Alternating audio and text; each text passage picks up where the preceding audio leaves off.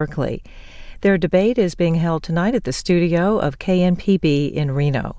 The Cook Political Report rates this race a toss-up. A new Wall Street Journal NBC News Marist poll shows Senator Heller leading Representative Berkley 49% to 43% among likely voters. Senator Heller was appointed by the governor after the resignation of Senator John Ensign a little more than a year ago.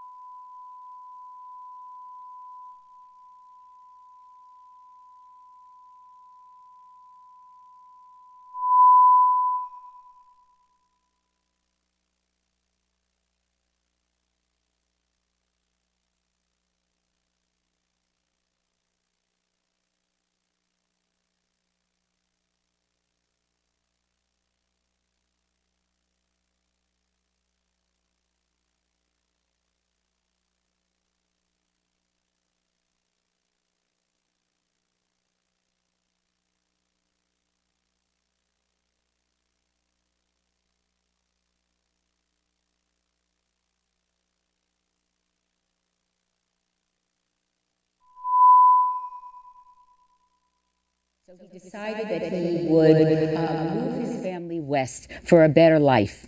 We drove across country. We were headed to California. We stopped in Nevada for the day. We never left. My dad was a waiter.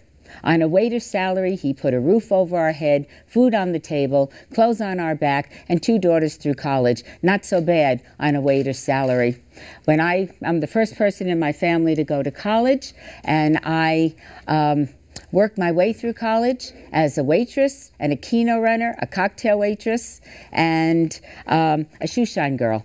I think it's my job to make sure that people that come after me have the same opportunities that my family had when we first came to Nevada. Thank you. Thank you. And Senator Heller? Mitch, thank you, and thanks to the panelists and all those that are sponsoring the event tonight. And also thank you to my opponent for also being here tonight. Thank you so much. I grew up here in Nevada with 5 brothers and sisters. Most people know my family by now. My father was an auto mechanic, and my mother was a school cook. And my father created his own business. Took him years, hard work. Government didn't help, but he created that business. But he had certain principles that he lived by, important principles. Specifically, if you worked hard every day, you get an opportunity to succeed. Not a guarantee to succeed, but an opportunity to succeed. He also believed that if you played by the rules, you'd be rewarded. And if you didn't play by the rules, there would be consequences.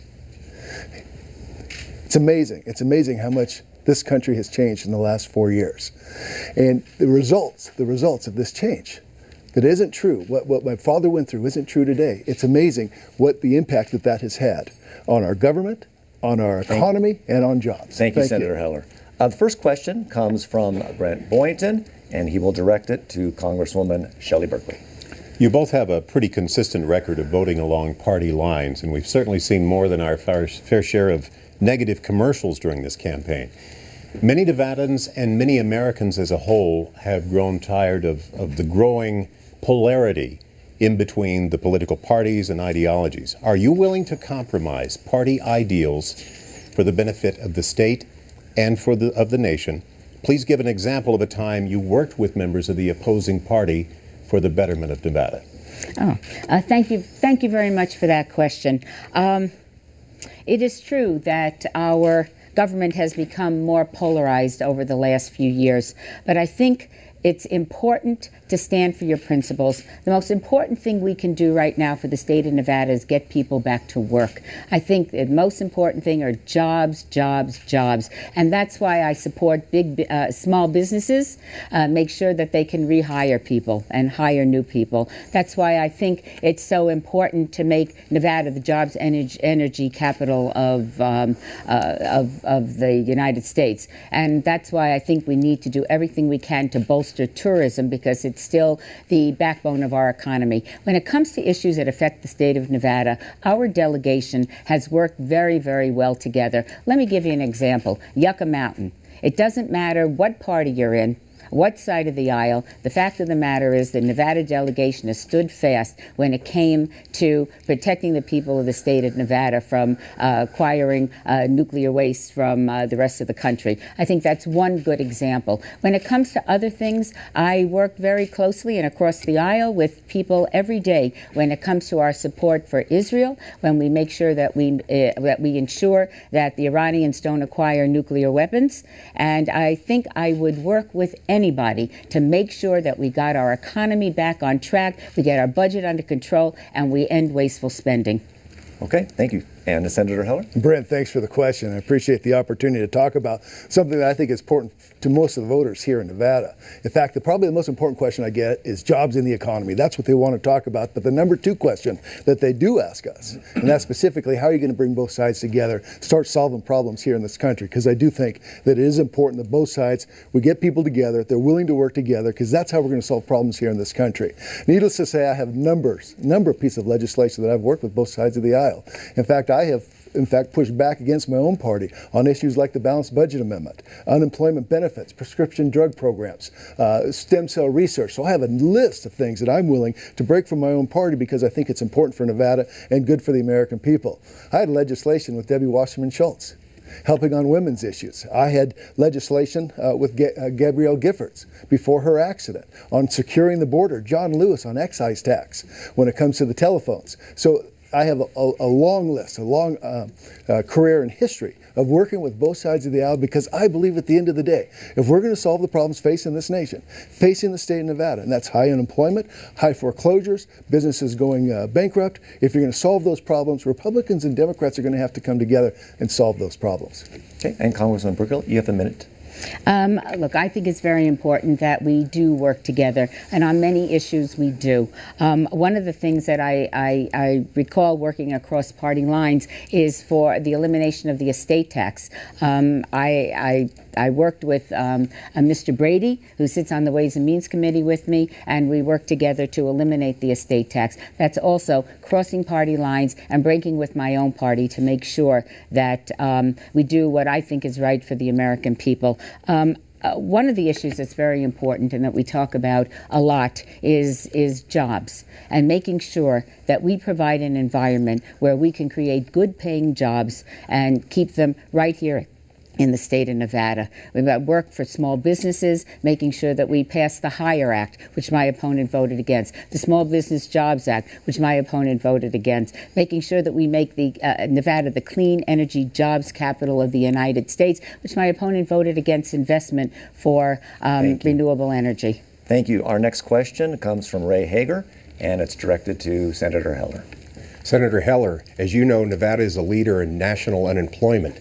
And in 2010, during a speech in Elko, you questioned the wisdom of extending unemployment benefits. You asked, quote, "Is the government now creating hobos," unquote. As Nevada's unemployment crisis continues, are you calling Nevada's unemployed hobos? Hey, Ray, you know, this is the most difficult part of election. That's proving something that you didn't do or say. And in this case, this is something that I did not do and something that I did not say. Let's be very specific. I did not say that. But what I do want to talk about is what I did do. And that is, I believe that there ought to be a federal safety net. I believe that's critically important. It's part of the responsibility that this federal government has for those who have come across hard times, tough times in this economy, especially here in Nevada. So under every circumstance, I've had an opportunity to vote for the extension of unemployment benefits. The first question that was asked is, what have you done to break from your party? That's one of the things that I thought was critically important, because I do think the federal government has certain responsibilities, and one of those is a safety net to make sure that people who've hit tough times, people who've had tough times, and believe me, I've lived in a family that's had tough times. Father who's an auto mechanic, a mother that was a school cook. It's not easy. It's not easy. And you need to understand that that safety net needs to be there, get people back on their feet, get them moving forward. So, okay. Congresswoman Berkley? Thank you for that question. Look, the fact of the matter is that my opponent actually did call unemployed people hobos, and I think that puts him very much in line and in touch with what Governor Romney said about the 47% that he obviously doesn't care about. But the fact of the matter is that my opponent doesn't seem to care very much about them either. He voted five times to give tax breaks to corporations that ship our jobs overseas. He voted 9 times for big oil to continue their tax subsidies. He voted twice, not once, but twice, to end Medicare by turning it over to private insurance companies. That's not providing a safety net. That is creating a problem for the people of the state of Nevada. The people of the state of Nevada need to know who's fighting for him and who's fighting for the big guys. Time and again, whatever my opponent says, and he talks a good game, the fact of the matter is, rather than standing with middle-income Nevadans and Nevadans who have lost their job through no fault of their own because of the economic recession, my opponent has been voting with Wall Street, voting with corporations that ship our jobs overseas, voting with big oil instead of taking care of business at home. You want to create jobs? Don't give tax subsidies to big oil. Invest in Nevada's fledgling renewable energy companies. He voted against investing in Nevada's companies that are going to create good-paying jobs right here in the state of Nevada. That's what Nevada's senator has to do. Thank you, and Senator Heller, you have a minute to rebut. Yeah, it's a shame that that she has so many talking points here that one by one we could go and rebut every single thing that she said. But she has not helped the middle class. She has not helped the middle class here in the state of Nevada. Why else do you think we have 12.1% unemployment? Nobody has done more to hurt the middle class than my opponent. Think of what she did for Wall Street. She says that I'm there and supporting Wall Street. It's just not true. Every time they come with their handout, she bails them out.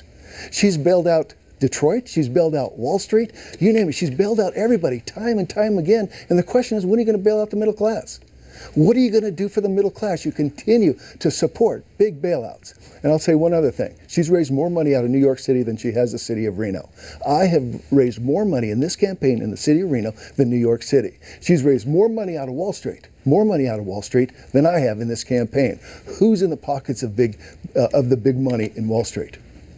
Thank you very much. Our next question comes from Diego Santiago, who will direct it to Congresswoman Shelley Berkley. Thank you, Mitch.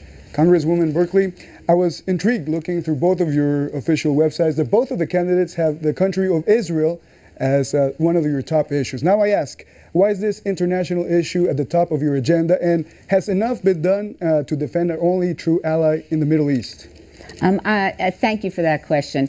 I pride myself on being the strongest supporter of the state of Israel and a strong American-Israel relationship in the United States Congress on either side of the aisle. We share a common bond, and it's the only democracy in a very dangerous part of the world and one of our strongest allies, if not our strongest ally in the world. I think we need to do everything we can to work with Israel to ensure that Iran does not acquire nuclear weapons. It's not only an existential threat to Israel, but it's a threat to the entire world, and it would unleash a massive arms race in the Middle East that would be very destabilizing and very dangerous in an already unstable part of the world. The relationship between the United States and Israel has been solid for the last 65 years, and it's important to have members in Congress that know the difference between the Gaza Strip and the Las Vegas Strip, particularly now when there's so many serious challenges in the Middle East. We have problems with Egypt. We have problems in Syria. Jordan is becoming destabilized. Lebanon is controlled by Hezbollah, which is a terrorist organization. The fact of the matter is we have to be very, very careful to ensure that our ally, the most reliable ally that we have, and the only democracy in a very dangerous part of the world, has the tools that they need in order to keep their people safe. Thank you. Senator Heller, your response. Thank you. Yeah, and Diego, thank you for the question. Biggest threat. The biggest threat to Israel today is an Iran with nuclear weapons. I don't think anybody here disagrees with that. I know my opponent does also. The second biggest threat to Israel today is whether or not the United States will stand behind them when they are threatened.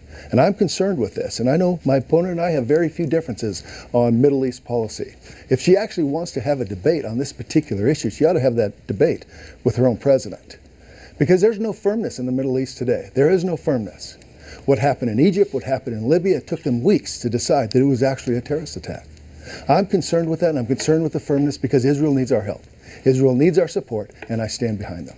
Okay. Congresswoman Berkley, you have a minute to rebut. Thank you very much. This is an issue that's very important to me, and I have spent considerable time on Middle East peace. The fact of the matter is, when I disagreed with the president, I was the first one on either side of the aisle to express my differences, and in no uncertain terms. But let me turn this around for a little bit and talk to you about things that we don't hear. This administration, with my help, plussed up the Israeli military budget by $200 million this year. We helped create and put up Israel's Iron Dome, which is their missile defense system, and we did it collectively. And when Israel was faced with the Palestinians going to the United Nations and asking for a unilateral declaration of statehood, there was one country that stood with Israel and stopped that, and that was the United States of America, with me talking to the President of the United States and the Secretary of State, making sure that did not happen. Thank you. Our next question comes from Brent Boynton, who will direct it to Senator Heller.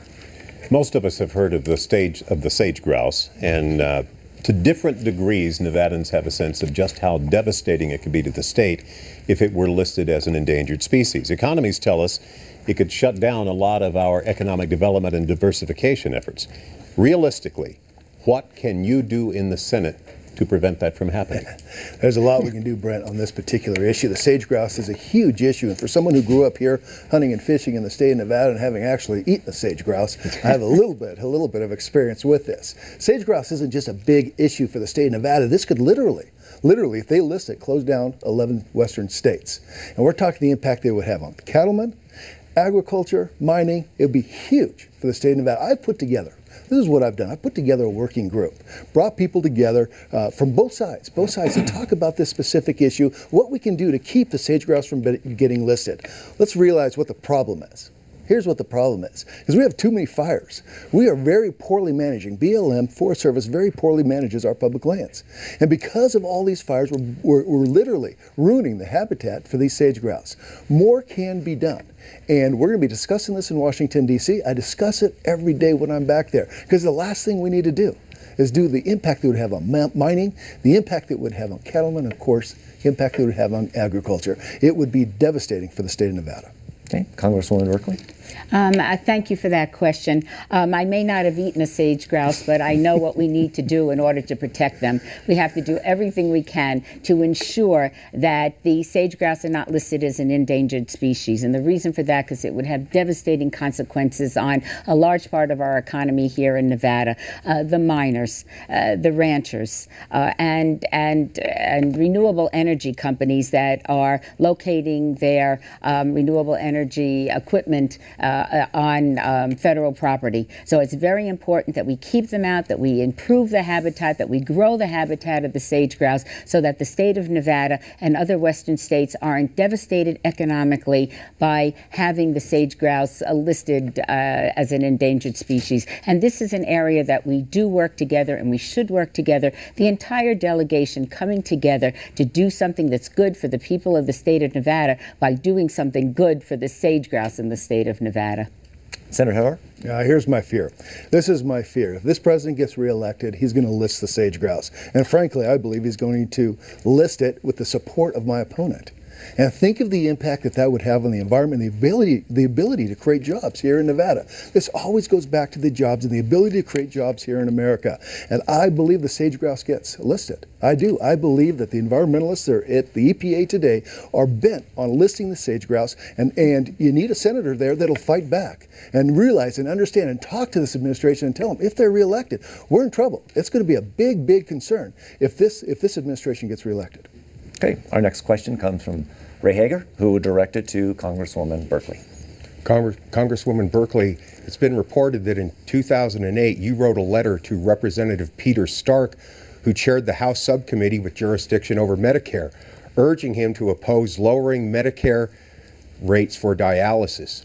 Why in that letter did you not point out that your husband is a kidney specialist, which could be a potential conflict of interest? My one and only concern was to protect the health and well-being of the people of the state of Nevada. That is my job. Now, I wrote a letter to Pete Stark, but I sit on the same committee with him, and I've known him for 6 years. He knows exactly what my husband But let me tell you something. I know my opponent has attacked me on these issues. I can take these attacks, but what I can't take are the attacks on the people of the state of Nevada. While I'm voting to create good-paying jobs and working to create good-paying jobs right here in the state of Nevada, my opponent is voting for big oil companies, 9 times giving tax breaks to big oil companies, voting 5 times to give tax breaks to corporations that are shipping our jobs overseas, while I'm working very, very hard to make sure that we get people back to work, make sure that we keep people in their homes, we make sure that we protect older Americans, make sure we protect their Social Security and their Medicare, standing with our veterans. My opponent's fighting for the big guys. The guys that don't need his help, at a time that Nevadans need a champion in the United States Senate to make sure that their needs are protected. My opponent is playing for the other team, and while he wants to throw this off and make it sound like make it into something that it isn't, the fact of the matter is I know who I'm fighting for in this state, and I know that my opponent isn't. Thank you. Senator Heller. Character matters. Let me repeat that. Character matters in your life, and it matters in the United States Senate. And my opponent has a problem. She has a big problem. Do you know how unusual it is for the Ethics Committee in the House with 5 Republicans and 5 Democrats to move forward on an investigation like this? It's big, it's huge, and she can't get away from it. This is a pattern. This isn't a problem that she's had since she's been in Congress for the last 14 years. This is the problem that she had prior to getting to Congress, and it's all well documented. The bottom line is this. She keeps talking about jobs going overseas.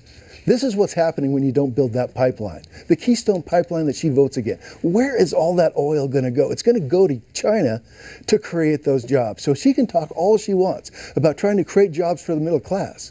But when she votes for new energy tax, when she votes for Obamacare, when she votes to put all that oil into China, who's actually creating jobs for the big people and in foreign countries? It's a shame that we have to walk down this road. Okay, Congresswoman Berkley, your response? I think character does matter. And you know what's important to the people of the state of Nevada? Who's going to protect them? Who's going to be fighting for them in the United States Senate? We're middle-income families. Who's working for them? Who's making sure that we get people that go back to work, developing our clean energy? We have an abundance of sun and wind and geothermal in the state of Nevada. We need to harness it and get people back to work. We need to take care of our small businesses, give them the tools they need to expand and hire. My opponent voted against the HIRE Act, which put people back to work. He voted against the Small Business Jobs Act that even our Republican governor in the state of Nevada thought would be a very important piece of legislation. I supported it because I want to create jobs here in the state of Nevada. I'm in favor of the Keystone Pipeline. I think we should build it, but I want to have ironclad guarantees that the oil that goes through that pipeline stays here in the United States to lower our energy prices. My opponent had an amendment he could have voted for. He voted against it, and that oil is going to be shipped to China. Thank you. Our next question comes from Diego Santiago, who will direct it to Senator Heller. Thank you, Mitch. Senator Heller. In a Spanish language ad, Congresswoman Berkley accuses you, and I quote, of wanting to go back to deporting undocumented students. This is in regards to the DREAM Act. In 2010, you voted against this bill. I ask you, Senator, what exactly is the problem with allowing undocumented students that were brought to this country as children and who have good moral character to change their legal status? Thank you, Diego. And this is something that can be solved in Washington, D.C., and it's going to take Republicans and Democrats coming together in order to make this happen. The DREAM Act isn't going to pass, and the reason that the DREAM Act is not going to pass is because the majority party keeps putting it on the floor without amendments or discussion. If you think you're going to pass a piece of legislation, I don't care if you're Republicans or Democrats, and put that thing on the floor and restrict discussion and restrict amendments, it simply isn't going to pass. There are things we agree on. In fact, I would argue that we agree on 80% of the topics out there on what we need to do on immigration reform. And I support immigration reform and have worked with members of the United States Senate on trying to put together immigration reform. Marco Rubio was here in town a couple of weeks ago. He and I have had this discussion. Let's put together an immigration policy that actually works for America. You shouldn't have to pay thousands of dollars in order to immigrate to this country. You shouldn't have to hire a lawyer to immigrate to this country. It shouldn't take you years to have to immigrate to this country. We agree on a lot of things. Let's open the discussion. Let's not keep throwing a bill on the floor and saying vote for this, don't vote for this, whatever it is, and let's work together. I believe we agree with 80%. All we're arguing over is the last 20%. If you serve in the military and have served honorably, yes, you should have a right to immigrate in this state and not have to leave the country, immigrate to this country. Same thing if you're education. We can keep you in this country, but you're still going to have to go through the process. There's a way of solving this. The key is for Republicans and Democrats to work together. Thank you. Now, Congresswoman Berkley. There is a way to solve all of these challenges.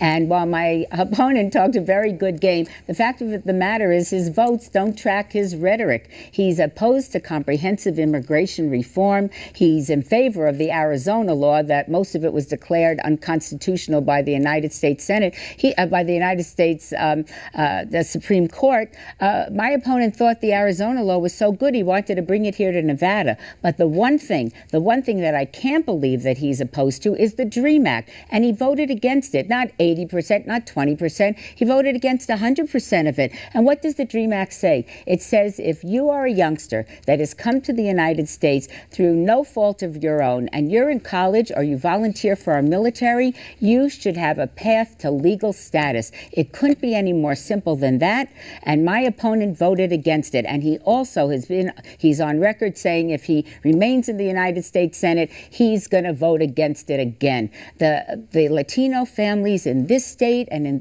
this country deserve to have that DREAM Act passed, deserve comprehensive immigration reform where you secure your borders, you crack down on employers that are knowingly hiring undocumented workers, and then you give people an opportunity to get to the back of the line and have some sort of legal status when they get to the front. And the Arizona law, which is a paper please, that's a terrible discriminatory law. My opponent wants to bring it to Nevada. Thank you. Senator Heller. Well, I said we agree on 80%. Let me tell you the 20% we disagree, and my opponent is for blanket amnesty. That's what she supports at the end of the day. If you put blanket amnesty down on the floor of the House of Representatives, she'd support it. Let's step back for just a minute. People that come into the Hispanics that come into my office, yeah, they're concerned about the DREAM Act, but I'll tell you, they're concerned about other things. They're concerned about their families. They're concerned about jobs. They're concerned about the education for their kids. They're concerned about their businesses. These are the issues that we have to solve for the Hispanic community. Their unemployment is half again higher, thanks to my opponent, half again higher than the general population here in the state of Nevada. We have to put together jobs programs that actually work every time. Every time my opponent says she's voted for a Jobs Act, the unemployment has gone higher in this state. And that has to change. I can remember when she was jumping around saying the stimulus will create 35,000 jobs in Nevada. We ended up losing 65,000 jobs in Nevada. Every time she talks about a jobs bill, unemployment goes higher. Thank you very much. Our next question comes from Brent Boynton, who will direct it to Congresswoman Shelley Berkley. One of the biggest issues we face on the federal level is our overwhelming federal debt. It's gone beyond being just a domestic problem that will affect future generations. It's become a national security issue and a foreign policy issue. What specific steps do you propose the United States take to get out of debt, or at least make our interest payments easier to live with? All right. Look, we have to get our debt under control and end wasteful spending.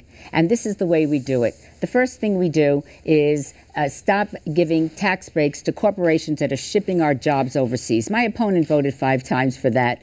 We got to stop giving big oil tax subsidies. They don't need it. The big guys don't need it. People of the state of Nevada need the help, not the Wall Street corporations. And then after we do that, we can make Nevada and this country the clean energy jobs capital of the world so we can be generating good paying jobs. You want to get down our debt? Let's get people back to work so that they're paying taxes. And another thing that we can do when it comes to our debt is to pass a balanced budget amendment. And let me tell you what that does. I want to pass a balanced budget amendment, but I'm not going to pass an amendment. I'm not going to vote for a balanced budget like the Ryan budget that my opponent voted for not once but twice, which ends Medicare and turns it over to private insurance companies. Let's make sure that while my opponent is voting for the big guys, voting for corporations that ship their jobs overseas, voting to give big oil more tax breaks, let's take care of the people here at home, make sure that we're not balancing the budget on the backs of our seniors, backs of our veterans, and make sure that we get our budget under control by ending wasteful spending and working together. Senator Heller? My opponent doesn't care about balancing the budget. And she doesn't care about the debt either. She's had 14 years in Congress to actually talk about it. This is the first time I've ever heard her say that she doesn't like the $16 trillion in debt we have. You know what Sunday is? Sunday is the day that we have now had another $1 trillion. For the fourth year in a row, Sunday is the day that we accumulate $1 trillion in debt. Imagine that. What is $1 trillion? Let's break it down to jobs. That's 20 million jobs at $50,000 apiece. And I would rather take that debt, bring it together, solve the problems that we have here in this country. Here's the problem. Our revenues are 14% of GDP. Our expenditures are 22%. That gap is $1.5 trillion. We have to bring that together to about 18%. Bring Bowles-Simpson to the floor. Bring that legislation to the floor. Let's have the argument. We can't get the majority leader to bring that bill to the floor. Allow amendments, allow discussion, and we can solve this problem if both sides will work together. Okay, Congresswoman Berkley. Look, my opponent speaks a good game, but the fact of the matter is I have been working to bring down this deficit for years, and it's very important that we do that for the very reason that was just said about national security. But let's examine the facts. My number 1, 2, and 3 priorities are creating jobs in the state of Nevada. We help small businesses. We make Nevada the energy jobs capital of the United States. Create good-paying jobs right here in the state of Nevada. Help our tourism industry create good-paying jobs. But my opponent doesn't do anything for middle-income families, and he doesn't do anything to get people back to work. While I'm fighting day and night to make sure that we get good-paying jobs, that we keep people in their homes, that we protect Medicare and Social Security, and we stand with our veterans, my opponent is voting for budget after budget that takes away, that balances our budget on the backs of our senior citizens and our veterans. Our next question is from Ray Hager, and he will direct it to Senator Heller. Senator Heller, in 2011, you voted twice, once as a congressman and once as a senator, for a Republican budget plan that would have changed the Medicare program. Could you explain your plan for Medicare for those under 55, because those are the people who would be impacted by these changes? I have said this story several. My father turns 79 on Saturday. And both my mother and my father rely on Social Security and Medicare, and in my father's case, veterans benefits. I'll tell you, my father's had heart surgery, back surgery, lung surgery, stomach surgery, intestinal surgery. I'll tell you, he wouldn't be celebrating his 79th birthday on Saturday if it weren't for veterans benefits and also Medicare. And I made a promise. When I first came to Congress to my parents and to every senior citizen here in Nevada that I would not do anything that would change their Social Security or their Medicare benefits as long as they were in the system. And I've held true. To that promise. And I'll continue to do so as long as I'm in Washington, D.C. We have to take a look at Medicare. The biggest problem with Medicare today is that my opponent keeps stealing from that program. She needs to quit stealing. She took $1 trillion out of Medicare over the last 5 years, $700 billion, just to give it to Obamacare. We need to stop doing that. We need to create jobs here in this country. We need more people paying payroll tax. We have 12% unemployment here in this state. We have 8% across the country. My opponent keeps saying jobs, jobs, jobs. But every time she votes for a jobs bill, unemployment goes higher. Don't believe it.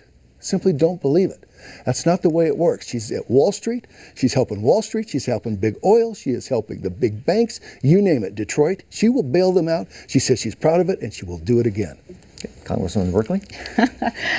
Look, my opponent voted not once but twice for the Ryan budget that ends Medicare by turning it over to private insurance companies. And this is what's going to happen if that, and experts say this is what's going to happen. It's going to increase the cost of medical care for older Americans by $6,400 a year. It's prescription medication is going to, the cost is going to skyrocket. And what's as bad as that is it's going to put private insurance company bureaucrats in between doctors and their patients. It's a bad idea. He said he was proud to do it. And as far as the lie of the year, let me tell you what the lie of the year is. My opponent knows perfectly well that I did not take money, cut money out of Medicare guaranteed benefits. We voted to eliminate overpayments to insurance companies, voted to eliminate overpayments to insurance companies, and we extended the life of Medicare by 9 years. That's a pretty good deal. Now, my opponent can't be too upset about those votes because he voted for that exact same so-called cut in the Ryan budget. It was not in the Ryan budget. He didn't vote once for that. He voted for it twice. So it can't be that bad, that cut, because, or that so-called cut, because Dean voted for the same thing. And it takes a lot of brass, and let me quote President Clinton, it takes an awful lot of brass for someone to accuse me of doing something they've done twice. Thank you. And Senator Heller? I've never heard anybody give an answer where they said they didn't do it and then said they did do it in the same response. But she continues to tell the lie of the year. And someone needs to tell my opponent that continuing to tell the lie of the year, even with confidence, is still the lie of the year. And she talks about the Ryan budget. She talks about bringing it to the floor. All I want is to move the process forward. Everyone knew the Ryan budget wasn't going to pass. It was a Republican budget. What we need is a Democrat budget. We couldn't get a Democrat budget out of the United States Senate. We couldn't get the majority leader to even have a budget hearing. Couldn't happen. But the way it works, and maybe I don't feel like I have to explain this to my own opponent who sits on Ways and Means, but you have a Republican budget, Democrat budget, you bring them together, and you solve the issues. I'm looking for solutions. That's my goal. I want solutions. But you can't have solutions if one side's not going to talk. Okay, thank you. Diego Santiago has the next question. He will direct it to Congresswoman Shelley Berkley. Thank you, Mitch. Since January of 2007, Nevada is in the top of the nation in regards to foreclosures. Congresswoman Berkley, what is your clear plan for more Nevadans to keep their homes and finally get out of this housing crisis that we're currently living in? Thank you for that question. Look, nobody knows better than I the importance of home ownership. I remember very well when my father, who was a waiter, other than the times that he walked both my sister and I down the aisle, I think his proudest moment is when he was able to afford a house for us. We put down roots in the community. It made us feel important and that we were valued. Home ownership is very important. There is nobody in the United States Congress who has done more to keep people in their homes than I have, because I understand the importance of it. What I think we should be doing is allowing for principal write-down. Too many of our families are in foreclosure. They can't afford the mortgages. They're underwater. And by doing a principal write-down, they can afford their homes and they can stay in their homes. I'm also in favor of mortgage modification. Give these people the opportunity to be able to pay a mortgage. May not be what the original mortgage was, but their homes are almost worth, in some cases, almost half the value of what they paid for it. Give these people an opportunity to stay in their homes, keep their neighborhoods whole, keep the houses from becoming dilapidated and lowering the property values of the rest of the neighborhood. Home ownership is important, and making sure that we keep our fellow citizens in their homes is very important as well, and holding the Wall Street banks accountable for having gotten us in the mess in the first place. That is a very important thing to do as well. Thank you. Senator Heller? My opponent needs to explain how flipping homes helps the middle class. But I will tell you this. I'll tell you this. She started this process in 1999 when she voted to repeal the Glass-Steagall Act. That was the beginning of the end of the housing industry, when she repealed that deregulation of the banking industry, because you know what? They wanted it. They came to her again. She bailed them out time and time again, and then they said, we don't want the Glass-Steagall Act anymore, and that was the beginning of the end. of the housing crisis that we have here in Nevada today and across this country. I've introduced legislation. This is the purpose of my legislation. I want people to stay in their homes. I want Nevada families to stay in their home. It's called the Home Act, and this is what it does. If you're faced with foreclosure, under the worst case scenario, I want you to stay in your home. I want the ability of you to lease that home back, even if you lose that to the bank. I want you to stay in your home for 5 or 6 years. When you're credit worthy again, you have the opportunity to buy that house back. Buy it back at whatever the current price is. But you can lease the home and then buy it back. You know what it does? It keeps family in their homes. It also keeps children in their schools, and it keeps the neighborhood from deteriorating. These are the kind of ideas we need in Washington, D.C. These are the kind of solutions we need in Washington, D.C. Thank you, and Congresswoman Berkley. Thank you. No one has worked harder than I have in order to keep her constituents in their homes. There are a number of things that we have done and we can do. My opponent voted against every one of them. And it's amazing in an election year how all of a sudden he's had a rash of pieces of legislation that are supposed to help the people of Nevada when he's never helped the people of Nevada before. It's very important to ensure that we never get in this mess again. I voted for sensible Wall Street reform to hold the Wall Street banks accountable that due to their greed and avarice have gotten us into this problem where our fellow citizens, our middle-income families have lost their homes, lost their jobs, and while my opponent is busy supporting Wall Street. Now, I supported the Wall Street Reform Act because I want to hold these people accountable for what they did to this country. And my opponent voted against it. He's still standing with the big guys against the people that are in foreclosure. Instead of protecting the people of the state of Nevada, he's working on Wall Street. Our next question comes from Brent Boynton and will be directed to Senator Heller. Senator Heller, what is Nevada's best role as a producer of renewable energy and its technology? And to what extent should the federal government subsidize these endeavors? Well, first of all, and thank you for the question. First of all, I think the federal government should be involved, and that's why I've supported some of the tax funds and the ability for them to move forward, get the tax credits they need in order to move forward. I'm for all the above policy. I believe we ought to be concentrating here in the North America. See, the difference between myself and my opponent is she thinks our oil ought to come from the Middle East. And I think it ought to come from North America and South America. And she votes against the pipeline. It's the first time I've ever heard her actually say that she now supports the pipeline. But Nevada has an opportunity. Nevada has a real opportunity for renewable energy. Geothermal in the north. We have the most geothermal plants and opportunity and potential in northern Nevada than anywhere else in the country. Same with solar. Between Las Vegas and Tonopah is some of the most intense solar arrays that we have here in this country. We ought to be taking advantage of it. I support. In fact, as a Republican, I voted against my party for the renewable standards, because I think it's critically important that we have goals set so that we can move forward on these particular issues. So I'm for all the above. It includes renewable, includes oil, includes coal, and I want to get Americans back to work. And this devastating impact that my opponents and our voting record has of closing down and our inability to be able to go after our own natural resources here in this country, it will create tens of thousands of jobs if we will just have a policy, energy policy here in this country that is sensible. Congresswoman Berkley. Thank you. Look, we need a good energy policy in this country, and this is what the energy policy has to do. It has to lower energy costs here in the United States. It needs to reduce our dependence on foreign oil, and it needs to develop our renewable energy sources. Nevada could be the epicenter of renewable, of clean energy job creation, and we can create a product that we need, energy. Now, my opponent, in spite of what he said, he voted to slash investments in renewable energy companies, while he voted 9 times to give tax breaks to big oil companies. Now, I know that this state has an abundance of sun and wind and geothermal. We need to harness this energy, put people back to work, good paying jobs in the state of Nevada that can't be shipped overseas. My opponent keeps voting with big oil. How are we ever going to get beyond big oil and our dependence on big oil and develop the energy sources that we have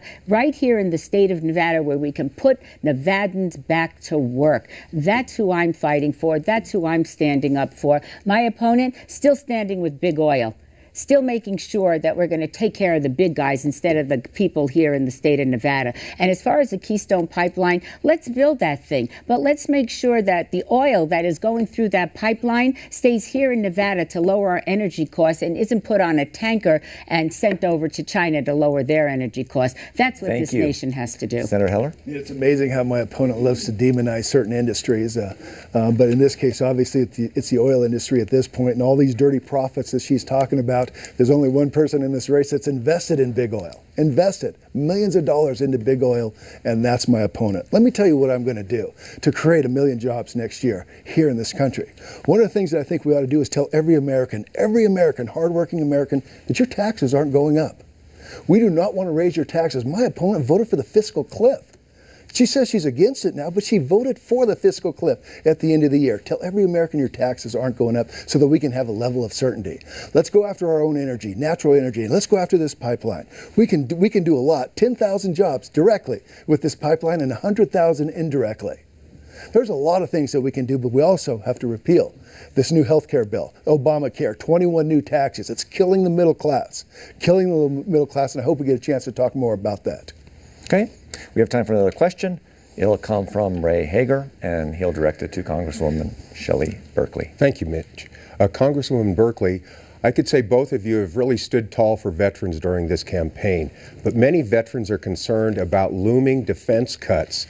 And if they come, how do you make sure that Nevada's Nellis Air Force Base, Fallon Naval Air Station, and the Hawthorne Army Ammo Depot, which are all economic engines for those communities, stay viable pieces of Nevada?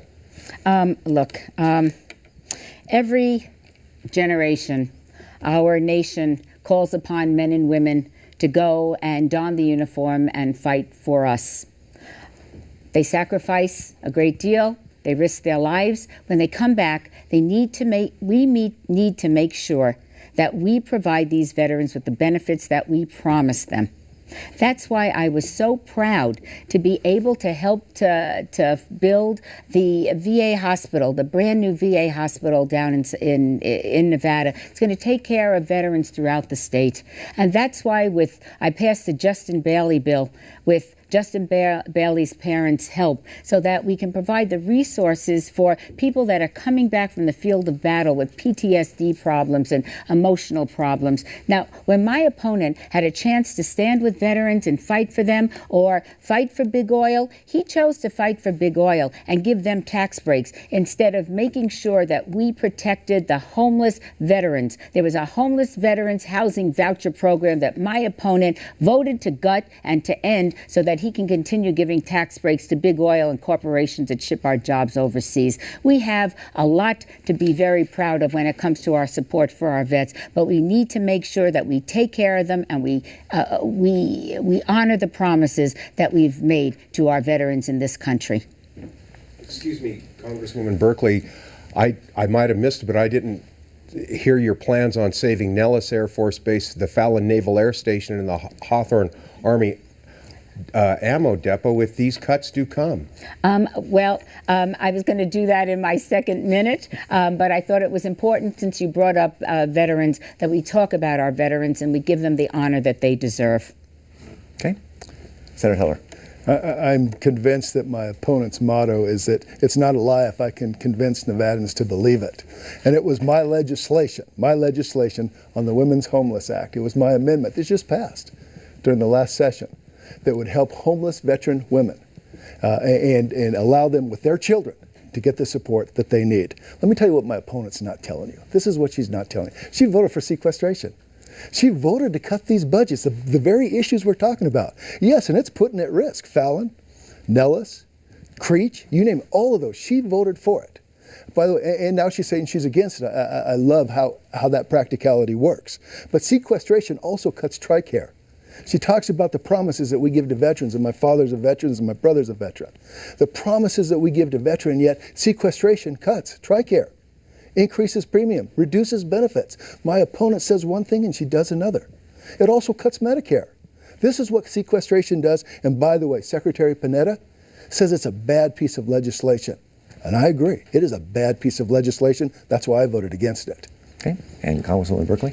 Sequestration will never happen because it will have catastrophic consequences on the economy of this nation. And I am willing to sit and work with anybody to get our budget under control and stop wasteful spending. But I'll say this, and I'll answer a raised question now. I have spent the last 14 years making sure that Nellis and Hawthorne and Creech get the resources they need, not only because it creates good paying jobs, but it's important for the national defense. And the state of Nevada plays second fiddle to no one when it comes to our national defense, making sure that our young men and women are when they go and they fight for this country, that they are able to have the best equipment and the best resources that this nation can give them. So I'm not worried about that because we're going to ensure that Creech and Nellis and Hawthorne are well protected and that their budgets will stay intact. Thank you. And Santiago has the next question for Senator Heller. Thank you, Mitch. Senator Heller, Clark County School District is the 5th largest of its kind in the nation with more than 300,000 students. Washoe District has over 60,000 students, yet Nevada has one of the worst academic test scores among students in the country. What do you propose should be done in order to better the education system? Yeah, thanks, Diego. And I think that's a critically important question, especially for our economy here in Nevada. But I do just want to point out one thing in the last question, and that is she votes for sequestration and now says it won't happen. She votes for the fiscal cliff. Now she says it's not going to happen. Can you imagine that kind of leadership back in Washington, D.C.? Let's talk about education just for a minute. And that is, this is the problem that I see. We have a Department of Education back in Washington, D.C. We got 3,500 employees back there that make over $100,000 a year. Over $100,000 a year. And they're dictating to the Clark County School District how to do their jobs. And I think that's a shame, and I think it's wrong. No, I'm not talking about closing down the Department of Education, and I've never said that, and I never will say that. But can we reduce the size of that Department of Education and get that money down to the Clark County School District, the Washoe County School District? I believe that the best education for children in Nevada comes between parents, teachers, and principals. Those are who should be making the decisions for these children, not some bureaucrat back in Washington, D.C. Okay. Congresswoman Berkley? Yes, if I could quickly comment. My opponent mentioned my vote on sequestration, but just a few answers ago, he said that he voted to kill or to end Medicare by turning it over to private insurance companies, not once, but twice. Said he was proud to, and then he said, well, he really doesn't mean it. It was never going to pass anyway. So, all right, look. I understand the importance of a good education. I'm the first person in my family to go to college. My dad's got a 9th grade education. A good education changes your life. And our students here are not competing anymore, just competing with kids from Montana and New York and other states. They're competing with the Chinese and the Indians and other emerging economies across the planet. We've got to invest in ourselves. Now, I was astonished, knowing the importance of a quality education, when my opponent voted to slash Pell Grants, that he voted to increase the interest payments on student loans. That's how I went through school. That's how thousands and thousands of Nevada middle-income families go to school. They depend on this. My opponent voted to slash, and my opponent voted to double. And as far as the Department of Education is concerned, I'd be walking back that answer too. But at the Lincoln County dinner in Pahrump, Nevada, he very clearly said that that's exactly what he would do, eliminate the Department of Education. It was picked up by the Pahrump Valley Times. Thank you very much, Senator Heller. Just not accurate, but that's fine. I'm not surprised that you would continue with that discussion. My opponent in 2010 voted against the education loan program. It helped generations of Americans get their education. So she has to be very careful with what she says. My wife's a school teacher. School teacher, has taught school, has worked in my own children's school districts. She understands the importance of parents, teachers, and principals working for the better education of those students. Not coming from Washington, D.C. This is what you get. You get 3,500 bureaucrats sitting around a table trying to figure out how to dictate to Washoe, Clark, and Elko what they ought to be teaching their children. It usually comes with unfunded mandates. Let's take those billions. Let's take those billions and get it to the state of Nevada. I have far more confidence in Governor Sandoval than I do those bureaucrats in Washington, D.C. Okay, it's time for the candidates to make their closing statements. Congresswoman Shelley Berkley, you're up first. Thank you.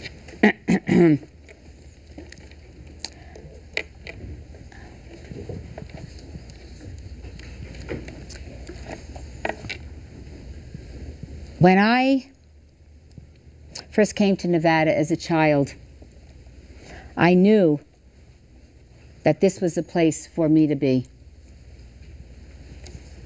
My family made a life for ourselves in this state, and I think it's very important for me to make sure that those that come behind me, generations to come, have the same opportunities that my family had when we first came to Nevada. This election is about the following. People come over to me all the time. They say, Congresswoman, I never missed a day of work. I never missed a mortgage payment. I lost my job. I lost my home. What am I going to do?